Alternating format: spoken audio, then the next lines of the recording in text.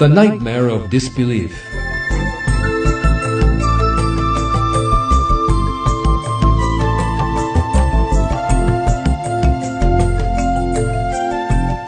The text is based on the book The Nightmare of Disbelief by Harum Yahya.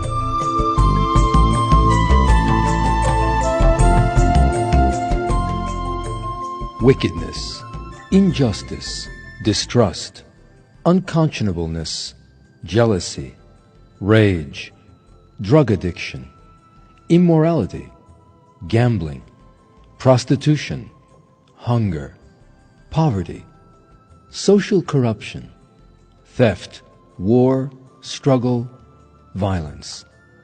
News about these issues appears in the newspapers and on TV every day. In daily life, you too personally experience such problems. People and societies endeavor to liberate themselves from the distressing experiences, disorder, and gloomy social structures that prevail over the world for long periods. To confirm, you can glance at the ancient Greek, the Roman Empire, the Tsarist Russia, or the so-called Age of Enlightenment, if you like, and 20th century, the century of misery which became the scene of 2 world wars and social disasters worldwide. No matter on which century or location you concentrate your research, the picture will not vary much. If this is the case, why haven't people succeeded in solving these problems?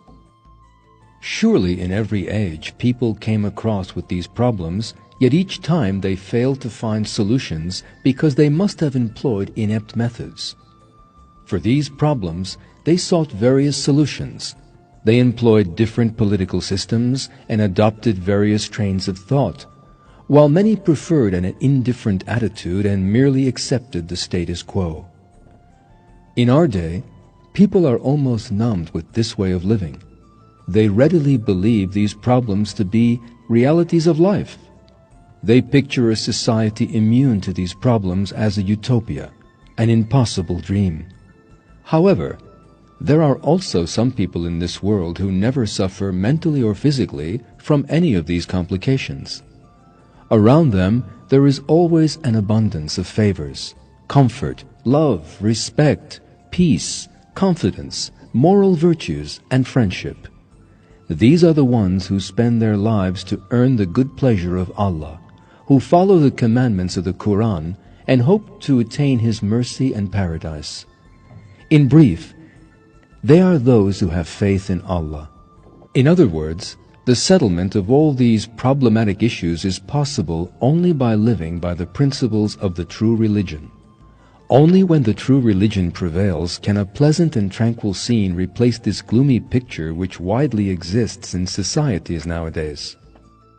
The unfavorable picture depicted above is doomed to continue when Allah's limits are ignored. People are enslaved by these complications as long as they avoid religion. Put simply, this is the nightmare of disbelief. In this program, you will find how the regulation of life by norms of morality introduced by the Quran will eradicate the nightmare of disbelief.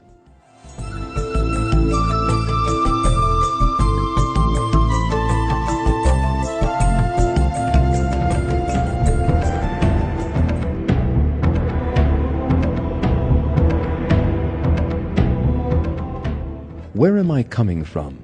Where will I go? What is the meaning and purpose of my life? What is death like? Is it certain that there is life after death? Is there paradise and hell? What is the origin of life? Where is the Almighty Creator of the universe? What are good and bad, right and wrong? Where do I find the answers to these questions? For ages, people have sought answers to these crucial questions, given serious thought to them and discussed them. Yet, in all ages, the most reliable answers to these questions have been provided by the true religion, which is the revelation of Allah and not by the philosophers. It is a clear fact that everything in the universe, down to its slightest details, is the creation of Allah, the Almighty and All-Knowing. A person can reach to Allah through observation and contemplation of his surroundings. For people of understanding, the world overflows with evidences.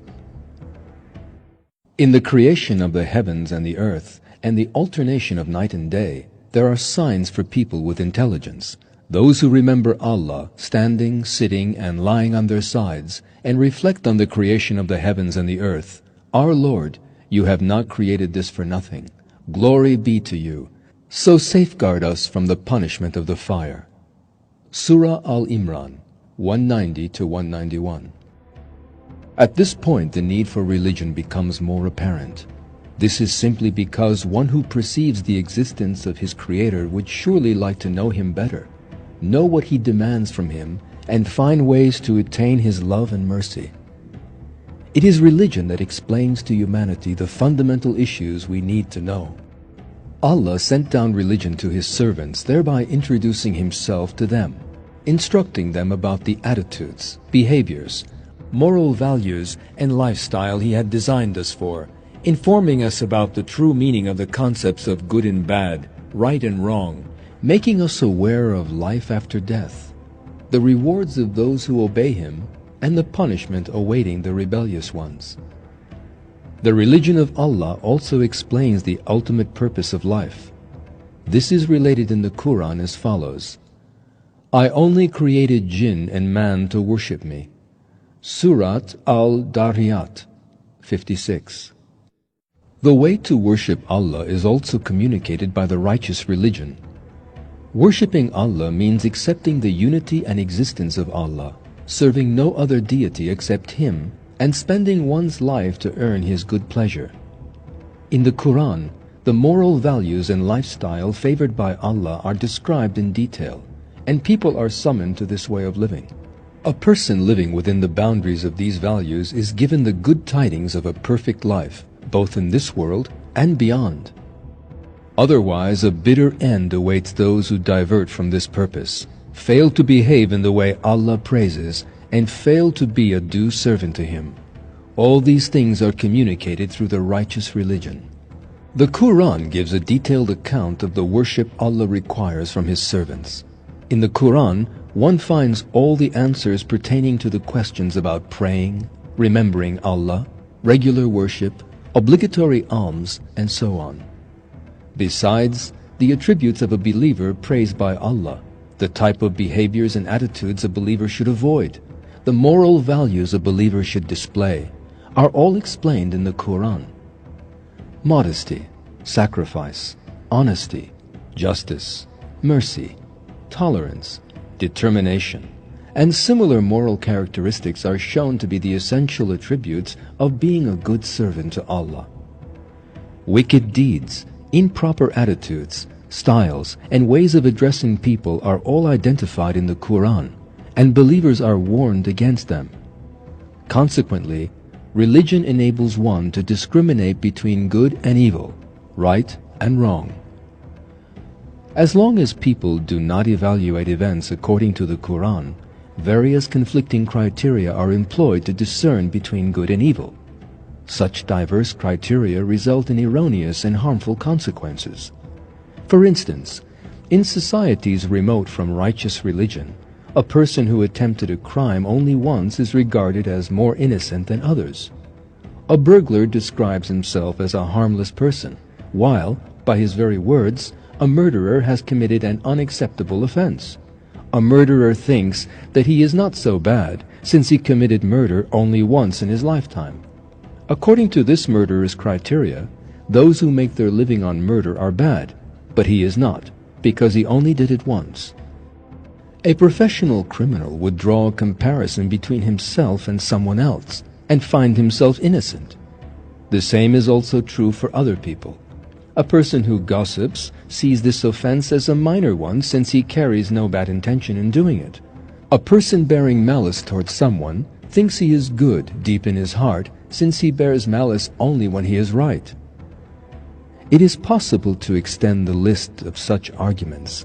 In brief, all these people think themselves innocent and never accept the wickedness of their offenses. However, all these excuses are invalid, and all these people are seriously wrong. This is because what makes a person righteous is his complete adherence to the Book of Allah. On the other hand, when he acts against the morality of the Quran, this person is guilty, no matter what he claims. The unique source that distinguishes between right and wrong, the truth and falsehood, is the Quran. This fact is related in a verse as follows: "Blessed be he who has sent down the criterion of right and wrong to his slave, so that he can be a warner to all beings." Surah Al-Furqan 1. The Quran provides a detailed description of right and wrong and how to follow our conscience. Each belief one inherits from one's family or forefathers or hears from his social environment is inherently untrustworthy as long as it does not comply with the Quranic principles. What really matters is to avoid wicked deeds established as such by the Quran and do what is praised as good. Besides making clear that our only purpose is to worship Allah, the Quran also proclaims that we will be tested to this end. It draws our attention to the fact that this world is a testing place, specially prepared for this purpose. Accordingly, as a requisite to this test, Allah warns man against factors specially created to tempt him away from the true path. The test is whether he resists these temptations or not. Social status, prosperity, children, good standards of living, as well as poverty and poor living conditions given to man in changing degrees are the means by which he is tested in this world. One of the verses says, "It is Allah who has made you agents, inheritors of the earth, and raised some of you above others in rank, so He could test you regarding what He has given you. Your Lord is swift in retribution. He is ever forgiving, most merciful." Surah Al-An'am 165. Nevertheless, those people who are unaware of or far from comprehending these facts are tempted by the deceptive lure of these favors. They try to make the most of these favors and crave after them throughout their lives. Meanwhile, they feel deep frustration or hopelessness when they encounter trouble and difficulties. In the Quran, there is also reference to such a mood. If we let man taste mercy from us and then take it away from him, he is despairing, ungrateful. But if we let him taste blessings after hardship has afflicted him, he says, "My troubles have gone away," and he is overjoyed, boastful. Surah Hud 9 through 10. Believers who interpret all incidents with the guidance of Allah's revelation turn to Him under all circumstances, keep in mind the remembrance of Allah, and engage in a steady effort of attaining the real abode of man. That is why true believers never go astray or exceed the limits of Allah when they receive an abundance of favors, nor become despondent and depressed when they remain deprived of them. Aware that they are being tested in their reactions to favors as well as deprivations, they always endeavor to display the attitudes most favored by Allah. Besides warning man about the temporary nature of the life of this world, the true religion also proclaims that the eternal real life will continue in the hereafter, the life after death. That everyone will be rewarded according to his or her deeds in the hereafter, and no good or evil act will remain unpaid, is also revealed by the religion. It is revealed that those who abide by the commands of the true religion in this world and behave as Allah approves will be rewarded in the hereafter, and that those who reject the true religion and fail to follow its commands will suffer eternal punishment in hell. The religion gives all the necessary information about the details of death, resurrection, the Day of Judgment, paradise, and hell. The Quran, the last revelation of Allah, gives a detailed account of the hereafter and reminds us that the real abode of man is the hereafter. The life of the world is nothing but a game and a diversion. The hereafter is better for those who have fear of Allah. So will you not use your intellect? Surah Al-An'am 32.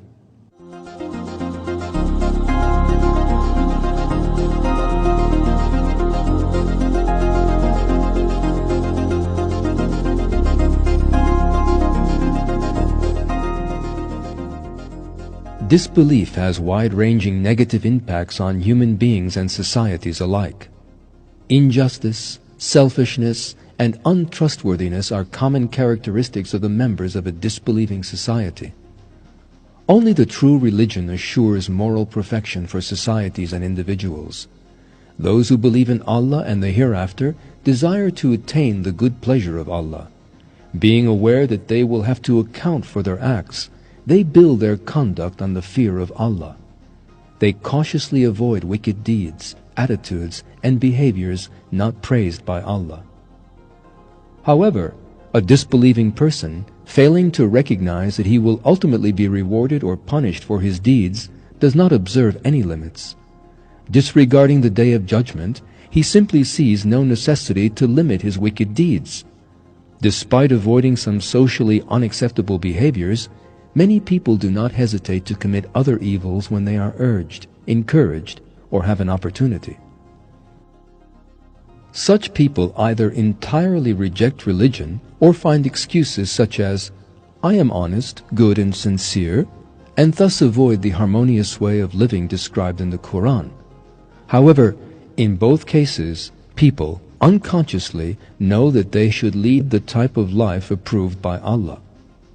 But when they do not behave in accordance with their conscience, they eventually start to taste grief while they are still in this world.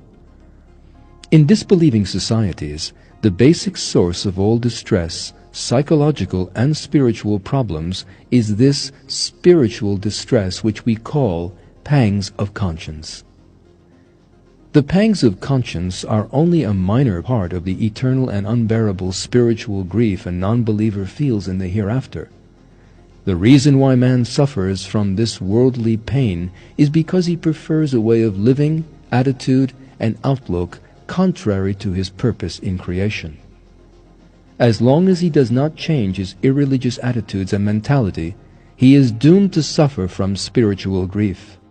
Mentally and physically, man is naturally inclined to religion. Abusing this inborn nature leads to personal and sociological complications. These complications are actually the social and personal miseries which have had a negative impact upon humanity throughout history. These impacts are still experienced in virtually all societies in our day. The single way to eradicate these complications is to live by the teachings of the Quran.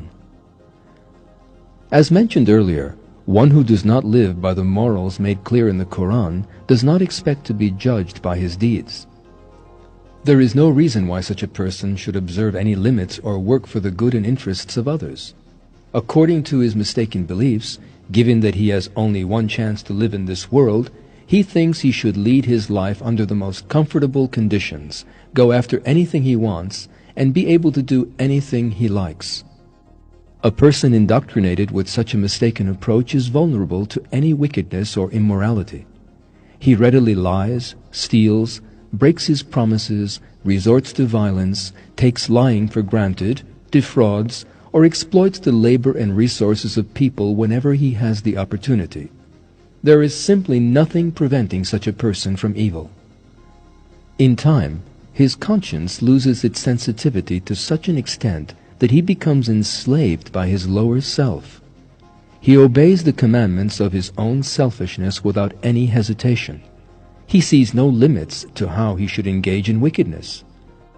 If it is in his interests, he sees no reason why he should avoid killing a person. Every day newspapers run headlines about such incidents. They abound with news about people killing their neighbors for jewelry, women killing their husbands out of jealousy, people killing their friends out of rage, fathers torturing their children, or people murdering their parents for money. Definitely, this is merely the tip of the iceberg. There are countless similar incidents occurring every day, which remain hidden. All these provide clear evidence that these people have become the blind slave of their lower self. These people have become so because they do not live by religion and do not have fear of Allah. In the Quran, these people are named the transgressors beyond bounds, the sinner. Surah Al-Mutaffifin 12. In a society where people can do anything at any time, an ordinary person next to you in a bus, shopping mall, or a theater may well pose a potential danger. He may be a robber, a murderer, a rapist. On the other hand, in a society with people living by the true religion and having fear of Allah, there are none of the sins such as theft, bribery, lying, and murder. A person adhering to the true religion follows his conscience, lives to observe the limits of Allah, and does not obey the evil whispered to him by his lower self. When religion is not observed, however, a person is under the control of his lower self, leaving his conscience aside, and he always behaves as his own interests demand. This is exactly what leads the way to every kind of wickedness. True religion, on the other hand, prohibits such wickedness and opens the way to a beautiful and peaceful environment in this world. A disbelieving person may come out and say, "I do not have faith in Allah, but I do not accept a bribe either." Indeed, it is quite possible that this person did not accept a bribe throughout his life because of his principles. However, under some certain undesirable circumstances, he may not be able to resist and take a bribe. For instance, he may be in desperate need of money. His family may urge him to take a bribe, or he may be in an environment where bribery is considered acceptable.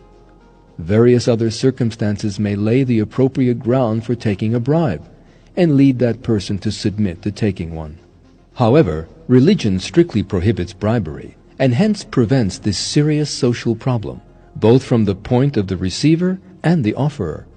A believer attempts neither to take a bribe nor to offer or encourage one. Bribery is a form of injustice which is condemned in many verses. Do not devour one another's property by false means, nor offer it to the judges as a bribe, trying through crime to knowingly usurp a portion of another's property. Surat al-Baqarah, 188.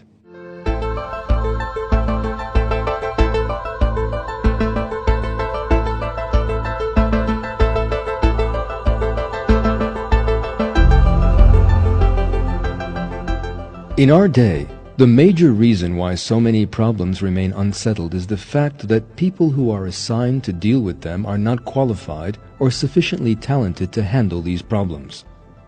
This is because these people lack the commitment to work for the good of people or to serve humanity.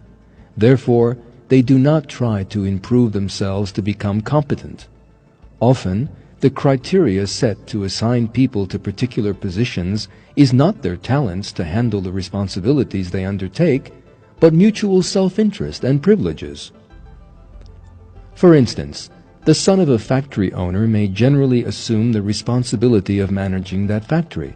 However, whether the heir possesses the knowledge and skills to manage a factory is not considered.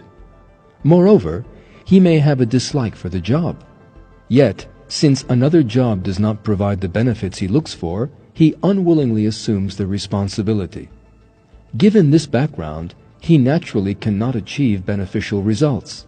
However, in an environment where the Quranic principles are adhered to, such problems never appear, since the Quran commands believers to give tasks and responsibilities to those people who possess the skills and knowledge the individual task requires.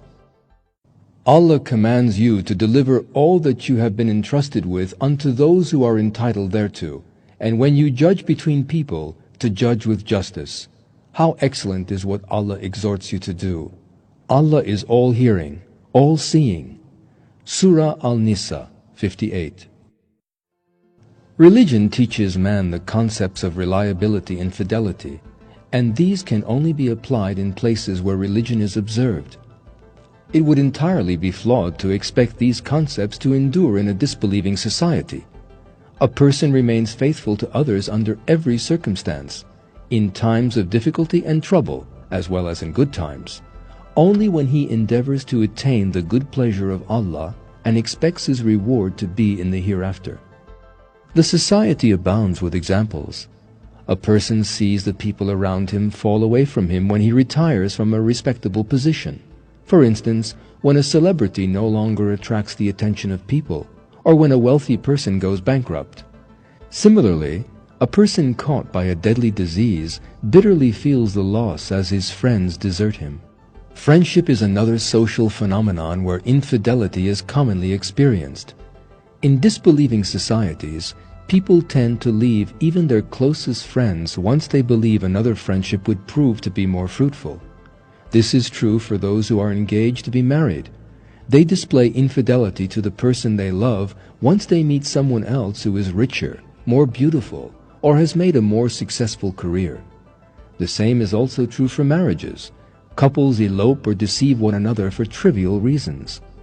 According to their flawed rationale, the wicked deeds they commit will remain hidden since nobody witnesses them. Therefore, there is nothing to hinder them. In brief, in most relationships in disbelieving societies, there is disloyalty, infidelity, and therefore distrust among people. In such societies, people leave their old parents to the care of certain institutions, forgetting that, once upon a time, these old people brought them up. Moreover, these aged people are treated badly in many of these homes. As seen, hearts deprived of religious values can make a man assume an uncaring or violent attitude even towards his own parents. People no longer see one another as worthless when they adhere to the principles of the true religion. They see one another as precious beings to whom Allah gave souls. The distinctive attribute of someone is surely neither his looks nor his possessions, nor his status. His taqwa and the moral perfection he displays is what makes him precious. The body is but a temporary favor given to man, just as any other favor. Man is here in this world to be tested. He will live a short life, then pass away. In the hereafter, he will be judged according to his moral qualities. That is why only good morality matters. When the real religion prevails, one witnesses the best examples of loyalty and faithfulness. People cherish their parents. No matter how old they are, parents, artists, scholars, people who serve their countries are held dear. Friendships last for a lifetime. More than friends, people become like brothers and sisters.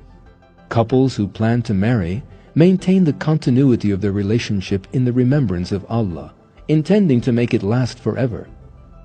Having faith in the existence of an everlasting life after death, they display complete devotion to each other. One point deserves mention here. Someone may claim, after listening to these examples, that he would never demonstrate immorality, despite the fact that he has no faith. It may indeed become true that he never demonstrates such unfavorable behaviors throughout his life. However, as we mentioned earlier, conditions may change in a way where he thinks he can advance his interests. He may enter a new environment where it is not condemned for these behaviors. Or seemingly very attractive opportunities may appear. There may be many other such conditions which eventually lead him to betray his values and principles. However, whatever the circumstances are, believers never dare to assume an attitude which displeases Allah. For such a person, there are no exceptions. Consequently, peace and security prevail where people adhere to the way of Allah. In an environment where people adhere to the principles of the Quran, everyone endeavors to attain the best manners. In such an environment, peace and tranquility become a natural way of living. Anger, struggles, disputes, crude and bad manners simply disappear. Believers acknowledge that everything that occurs is under the control of Allah, and hence they submit themselves to Him. This awareness provides him with a balanced spirit. Good or bad, no incident makes them lose their control. They do not show alarm. They are not misled by their emotions, and so they conduct themselves rationally under every circumstance. That is why they are very trustworthy people. Even in times of hardship and trouble, they never give up or despair, but act with an even temper. They are tolerant and compassionate towards people. They speak and act in the best manner.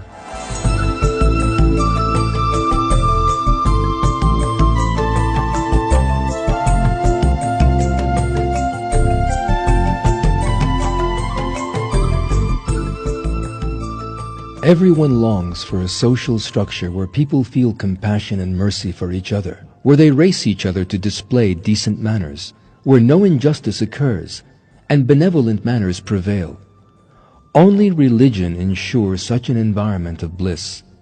The existence of a truly peaceful social life is only possible when individuals collectively live by the principles of Allah's religion and attain a self-sacrificing attitude.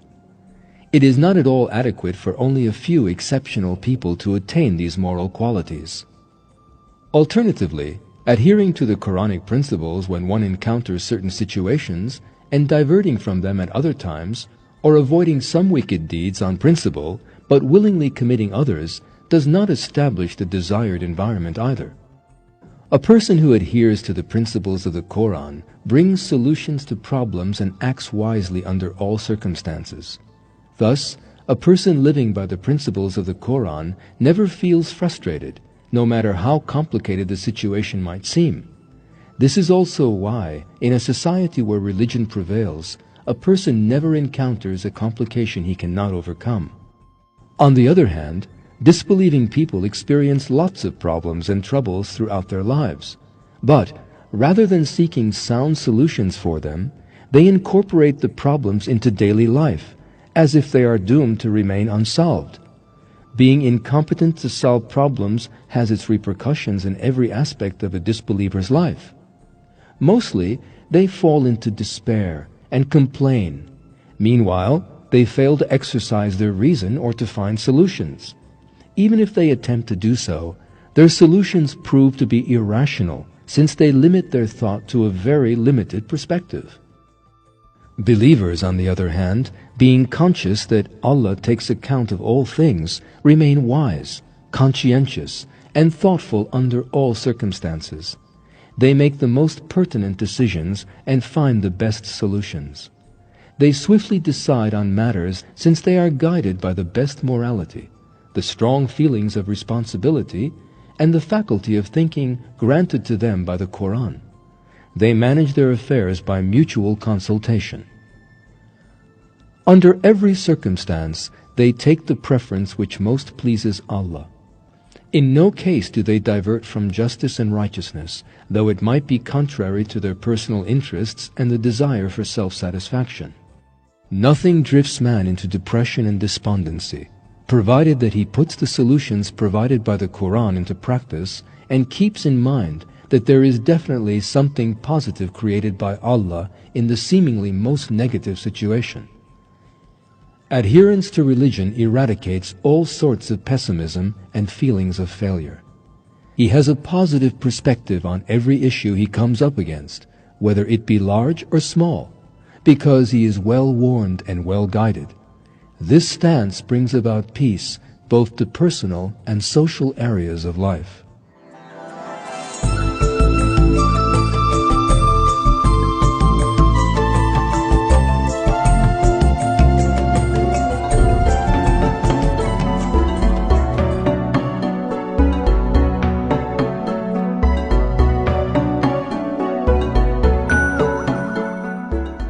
As well as many undesirable effects on society, disbelief is pernicious to the physical and spiritual well-being of individuals. Throughout their life, those who are not bound by the religion and do not place their trust in Allah suffer feelings of constant sorrow, trouble, and stress. Thus they suffer from many psychological diseases. Their bodies go through a rapid process of aging. The spiritual suffering can attack their bodies. These effects turn destructive for even the most healthy, young, and beautiful person. Believers, however, remain robust since they stay psychologically healthy and are not dragged down by feelings of sorrow, stress, or hopelessness. Putting their trust in Allah, seeing a goodness in every incident, and the promises and glad tidings of Allah, these all have their positive impact on their physical health. This situation applies to people who have a thorough grasp of Allah, who are conscientious in its real sense, and who completely live by the principles of the Quran. Of course, believers also become sick and grow old, yet this does not have psychological causes as in the case of disbelievers. Diseases, death, and growing old are inevitable for all mankind. Yet, the rapid, intense, and destructive nature of these processes bears a direct relation to the negative psychology and attitude a person assumes as a result of the disbelieving way of living he adheres to. A person spending his entire life in a peaceful state of mind, placing his trust in Allah, and seeking a goodness in every incident will naturally be happy and peaceful, and thus prevent the detriment that troubles could otherwise bring to his health. A society where people do not adhere to religious values is doomed to remain bereft of the peace and comfort the religion provides and encounter consequent psychological and physical damage. In our day, two diseases are associated with the term the complaints of our age: stress and depression. These two are not only catch-all complaints, but are also linked to physical disorders. The most known disorders linked to stress and depression are mental disorders, drug addiction, sleeplessness, dermatological and abdominal diseases, as well as the disorders related to blood pressure, bones, the kidney, the respiratory system, allergies, flu, migraine, heart attack, and enlargement of the brain. Of course, it would be wrong to link the causes of these diseases to stress and depression alone. However, a whole body of scientific research proves that they are diseases having their roots in psychological problems. In a life structured by religious principles, disorders caused by stress and depression will be rare.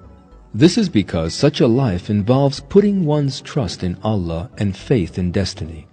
Knowing that Allah is the friend of His righteous servants, a person is secure in his attitude which most pleases Him, knowing He will approve.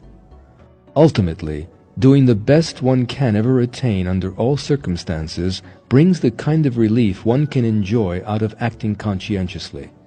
Encountering even the worst of all circumstances, the believer acknowledges this to be a trial from Allah. Never does he fall into despair and feel frustrated or distressed. Having to attain the hereafter as the ultimate goal in his mind, what really matters is to attain the sort of conduct which will earn him the eternal rewards of the hereafter. Due to his strong faith in Allah, seemingly negative incidents do not distress him or drive him into a desperate mood. Consequently, his calm and positive state of mind builds a strong constitution.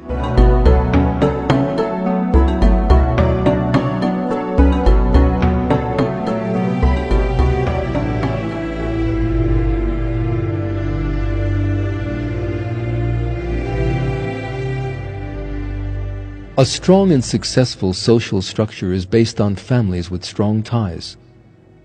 The degeneration of society becomes inevitable once family ties disintegrate. Ideologies like communism or socialism, which rest on anti-religionist grounds, primarily target the family. There is an intention to eradicate values like marriage, the precious nature of motherhood, fidelity, privacy, and honor. Thus, philosophers and leaders who give direction to irreligious societies present these values as worthless and vain. For instance, living together without marriage was formerly totally rejected by society, while today it is regarded as an ordinary phenomenon. But it is not enough to limit the concept of family only to the relations between husband and wife. The attitude children take towards their parents and older members of the family is also important. In an environment where religious principles prevail, love and respect governs these relationships. Disrespectful and rude manners of speaking, shouting, and fights do not exist. Instead, peace and joy prevail. No more family disasters happen. Everyone cherishes his family. Children see their parents as a blessing and feel great attachment to them. Likewise, parents feel that their children are given to their protection by Allah. Family means warmth, love, trust, and solidarity. Such a healthy family environment demands a complete and sincere devotion to the religion, as well as a profound fear and love for Allah.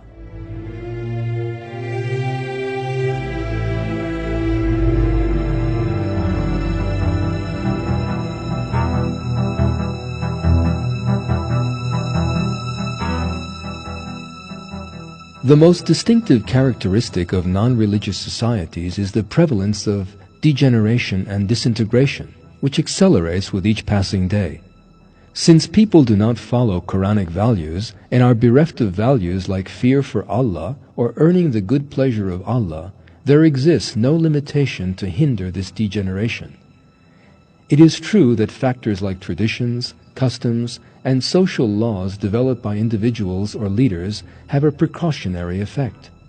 However, because they are developed by man and not grounded on the fear of Allah and obedience to Him, they fail to restrain the cruel, unconscientious, and inhuman behavior of people at all levels of society. When divine rules do not lay down the criteria, moral understanding may differ greatly from one person to another. An immoral attitude rejected by one may well be perfectly normal for someone else. Hence, in societies where religion has no influence, people, societies, regions, cities, and countries set their own moral values, which are different from one another and in conflict with each other. In the absence of a unified perspective regarding moral values, the society becomes the setting for numerous disputes and conflicts over what is right and what is not right. Every new generation becomes more degenerate than the previous one. Moral degeneration corrupts societies at an ever-increasing rate. Societies rapidly become corrupt when there is incomplete faith in Allah. In this way, a form of outrageous behavior perceived to be extreme in one year is embraced by the same members of the society the following year. This is the start of slippery slope. The progressive decline surely brings ruin to the society, and degradation, a consequence of disbelief, spreads with each passing day. What is interesting is that immorality is presented as modernity and becomes the topic of the greatest indoctrination in societies. An understanding which is summed up in the motto, "Man of the 21st century should be free and unrestrained," is instilled into unsuspecting minds by disbelieving ideologists. With each passing day, children are introduced to deceit and immorality at earlier ages, and the variety of immoral activities increases. Indeed, there is a considerable increase in the number of children who commit murder in America and Europe. From the Far East comes the grievous news of children being exposed to every sort of sexual abuse for commercial purposes. On the other hand, it is unlikely that moral degeneration exists in a society where the morality of religion prevails. Having a deep fear for Allah, individuals avoid immorality. For this end, it is adequate to comply with the commandments of the Quran. For instance, in the following verse, the moral criteria set by Allah is clear. Allah commands justice and doing good and giving to relatives, and He forbids indecency and doing wrong and tyranny. He warns you so that hopefully you will pay heed. Surah Al-Nahl 90. Believers who acknowledge these commandments of the Quran pay meticulous attention to observing the limits set by Allah. Thus, in a community of true believers, there is no immoral behavior. If exceptional cases arise and some individuals do wrong, then this will again not become a problem in society, since true believers will not allow this immorality. One of the main attributes of believers is to command what is right and forbid what is wrong, as stated in many verses. This attribute of the believers discourages immorality and prevents it from becoming widespread in society as a whole. Hence, a religious society is also a morally elite community. As stated in the verse, believers compete in doing good and encourage each other. They are the ones who follow the advice given to them. Allah spells out the attributes of a community whose members live by the principles of the religion. You are the best nation ever to be produced before mankind. You enjoin the right, forbid the wrong, and have faith in Allah. Surah Al-Imran 110. It is obvious that such a society is morally superior to a disbelieving society.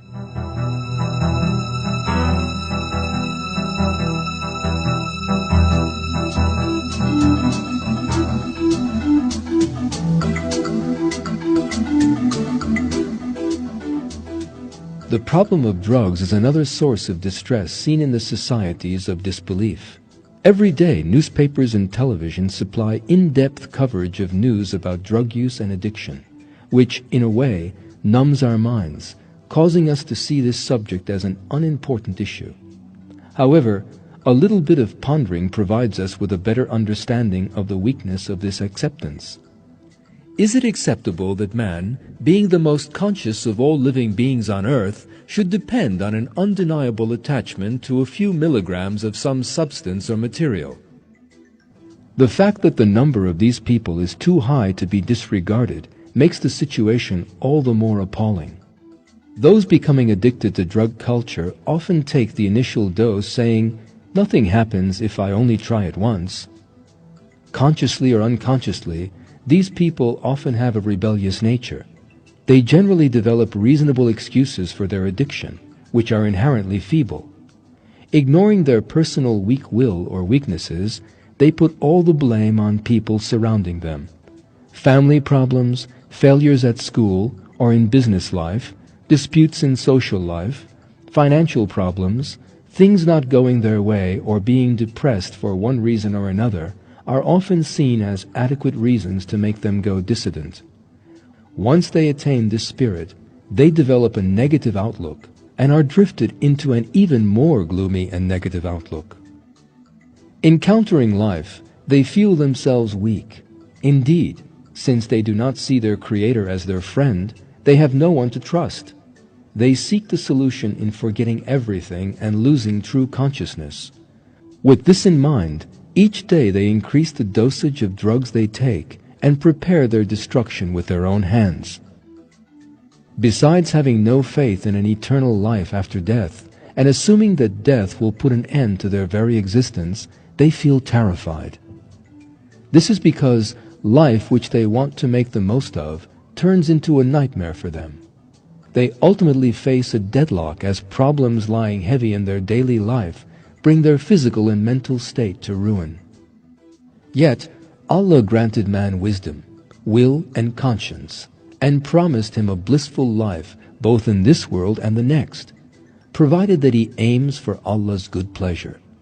Otherwise, a torment awaits him both in this world and the hereafter. Those seeking ways to get close to Allah, on the other hand, are secure in the hope of attaining the eternal life of the hereafter by pleasing Him, and lead a peaceful and comfortable life in this world. Being close to Allah, the eternal owner of the heavens, the earth, and everything in between, is surely the greatest support one can ever receive. That is why believers are the strongest and most resistant people in the world. They have a strong will and full consciousness. As well as not showing weakness, they do not find it proper to harbor a weakness in their souls. What makes them so strong and committed is their profound faith in Allah and their sincere devotion to the religious sent by Him.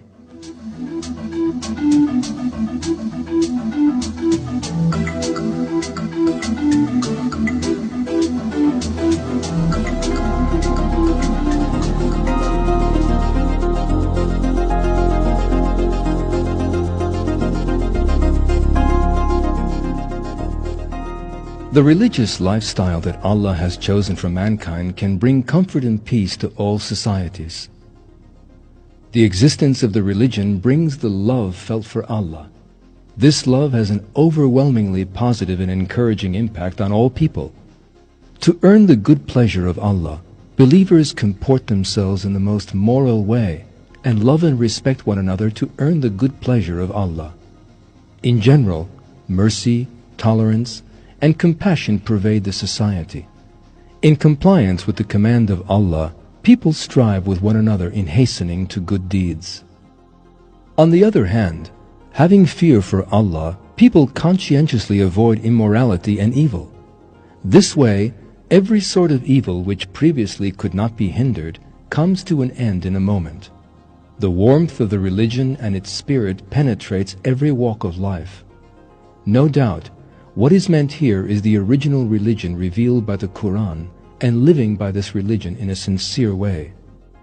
Family has a key function in the structure and survival of a society. Where people live by the principles of the religion, in its true sense, the relations among family members improve considerably, and real love and respect is attained. In the absence of the family, the concept of state also loses its meaning. These are interrelated concepts indeed. The ruin of the family brings about the end of society and the state. In societies where religion has no penetration, people become rebellious, anarchistic, and take sides against their state. In situations where moral values have to be asserted and protected, it is certain that people having no fear for Allah make no effort to this end. At times, when social interests conflict with personal interests, it is evident that these people, deprived of religious values, do not hesitate to favor their own individualistic and conflicting desires, whether they be the rulers or the ruled. One should also consider that this preference is likely to lead one to evade serving one's people when the time comes. It is no surprise at all that these people may engage in terrorist activities. However, for a person who lives by the religion, concepts of state mean a lot. If it is required, one puts his life into jeopardy for these values. For such a person, the interests of his state are always above his own interests. In a society where religious understanding prevails, students also feel love and respect for the state. Instead of holding no brief for this holy institution, they provide support for it. They do not attack soldiers or police as they do in our day. On the contrary, considering that they are the ones ensuring the security of the state, they revere them and provide support to them. The members of society in general put their trust in their state, army, and police and stand by them. Student uprisings, disputes among brothers, clashes between right and left all come to an end. This is because no issue remains over which to dispute. Everyone starts to have faith in the Book of Allah, adopts the principles taught in this book, and consequently nothing remains to have conflict over. In bringing solutions to problems, everyone places himself in somebody else's shoes, shows mercy to others, and approaches all issues with tolerance. Thus, each problem is solved in a short while and in the best possible way. Under such favorable conditions, governing the state becomes reasonably simple.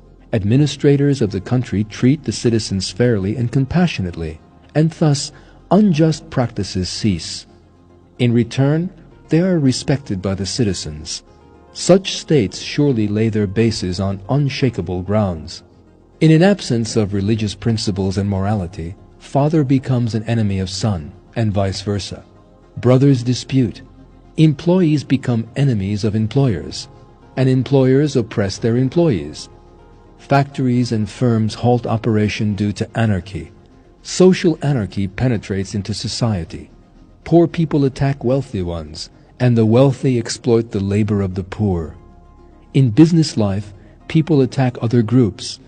Disorders, conflicts, and anarchy become a way of life for the members of society. The reason for all this is that people have no fear for Allah. People having no fear for Allah feel free to commit injustice, murder, and do not hesitate to resort to extremes of violence and cruelty. Furthermore, without feeling a pang of conscience, they dare to publicly express their lack of regret. On the other hand, a person having faith that he could face an eternal punishment in hell can never commit these acts. The morality of the religion eradicates all these unfavorable deeds. Everything is handled easily, quietly, justly, and in the best manner. No judicial errors occur, and meanwhile, police stations and courts hardly find a case to deal with. The peaceful and comfortable state of mind of the people brings prosperity to the society as a whole in all walks of life. Scientific research flourishes. Hardly a day goes by without a new discovery or a technological breakthrough, and the results are used for the good of all. This prosperity owes its existence to the withdrawal of pressure from the human mind. Once one's mind is at ease, one develops better thinking faculties, and this state of mind enlarges the limits of thinking. The consequence is clear and unrestrained thinking. Living by good morality brings prosperity to people. They succeed in their business life and commercial life. Agriculture and industry flourish and bring no harm to anyone or anything. In all fields of endeavor, there is true progress. In art also, giant steps are taken. People whose dreams and horizons are suffocated by daily hassles, problems and concerns free themselves from these troubles when they live by the principles of the true religion. Consequently, people excel at art and attain the limits of their personal potential. A man who is aware that Allah promised him his eternal paradise full of glory, art, and boundless favors will surely have the spirit to reach the ultimate in aesthetics and art. In his soul, he will profoundly perceive this pleasure and strive to attain a greater understanding. In an environment where people truly adhere to the religious principles and commandments of the Quran, all branches of art prosper. Nevertheless, disbelieving people are not interested in enriching their souls. They see the people surrounding them as beings who evolved from apes, who are destined to disappear one day. Their main aim in life is to satisfy the desires of their unregenerate selfish instincts. Selfish pursuits, however, do not improve the human soul, but rather blunt it. Such people can provide no genuine contribution to art. Moreover, it is unlikely that they take any pleasure from real aesthetics and art or appreciate them. In a country where the public do not enjoy and appreciate art, artists inevitably lose true artistic motivation. Money and self-promotion become the basic encouraging factors. They fail to produce or perform real art. To conclude, in the case where people sincerely adhere to the religion purely as described in the Quran, the present life turns into a sort of paradise. The social harmony people longed for and have strived to attain for ages, which they viewed as a utopia, an impossible dream, becomes real in a very short time. Adhering to the morality of the Quran brings happiness and peace to the lives of people, ends injustice, conflicts, inequality, fights, unfairness, extravagance, worries, bigotry, cruelty, and violence. It guides economic, commercial, and social relations and puts an end to quarrels among family members, relatives, and the wider society. The Quran brings the most essential, perfect, and rational solutions. Without the guidance of the righteous religion, people can never bring satisfactory and viable solutions to personal and social problems. Indeed, history carries countless problems to our day which still, without Quranic guidance, lack solutions. As long as man ignores the true religion, he will inevitably face troubles and problems he can never cope with. This is what awaits irreligious people in this world. The torment awaiting in the hereafter, however, will be more painful and everlasting. The one who knows man best is his Creator. In every age, Allah has provided man with every sort of explanation and knowledge through the righteous religion, the original message taught by all the many prophets. In the Quran, Allah informs us that man will attain the best way of living, provided that he adheres to the principles it provides. Anyone who acts rightly, male or female, being a believer, we will give them a good life, and we will recompense them according to the best of what they did. Surah Al-Nahl, 97.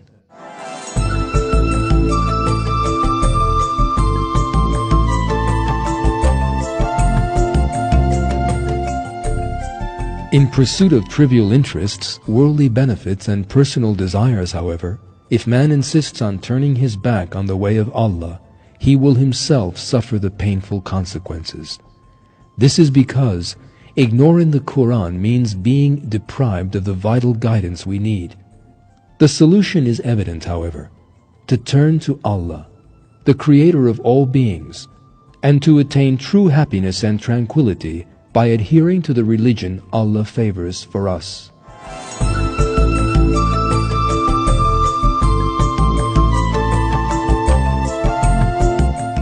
The text is based on the book The Nightmare of Disbelief by Harum Yahya.